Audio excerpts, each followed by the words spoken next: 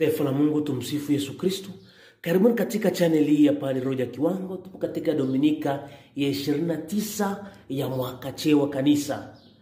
Tajana katika Injili ya Luka sura ya 18 aya kwanza hadi ya 8.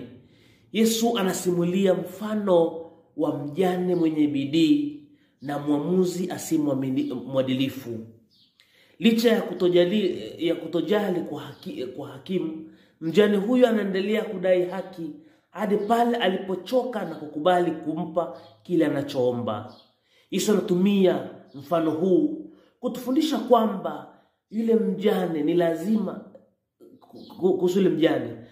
tusali siku zote na tusikate tamaa.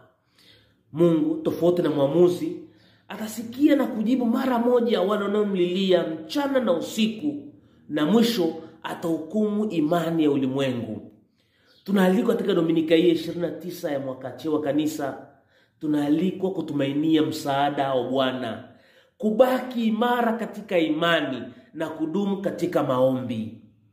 Masomo ya siku ya leo tuyasikia somo la kwanza Zaburi, na somo la pili na Injili yanatukumbusha kwamba ushindi unaotokana na kumtegemea Mungu, kwamba ulinzi wake ni wa kudumu, kwamba maandiko hutufanya tuishi vizuri, na kwamba maombi ya kudumu ndio ufunguo wa kupokea haki ya kimungu. Leo tunaalikwa katika Injili ya Luka tuwe ni watu wa kusali. Tusali, tumtegemee yeye. Tuwe kama huyu mjane alikuwa na sali bila kuchoka. Tunaambiwa tusali bila kukata tamaa. Ndio maana wakati wa Mungu ni wakati, Mwenyezi Mungu ana wakati wake, Mwenyezi Mungu ana muda wake. Na wakati wa Mwenyezi Mungu si wakati wetu sisi. Mwenyezi Mungu anajua namna gani ya kufanya jambo lake. Leo tunaalikwa katika aya mwisho tuwe watu wa imani, tuwe watu wa kusubiri, ili wakati wa Mungu utakapofika aweze kufanya anachotaka kufanya katika maisha yetu ya kila siku. Leo tunaambiwa tumwachie Mwenyezi Mungu. Mwenyezi Mungu anajua muda wake wa kufanya mambo.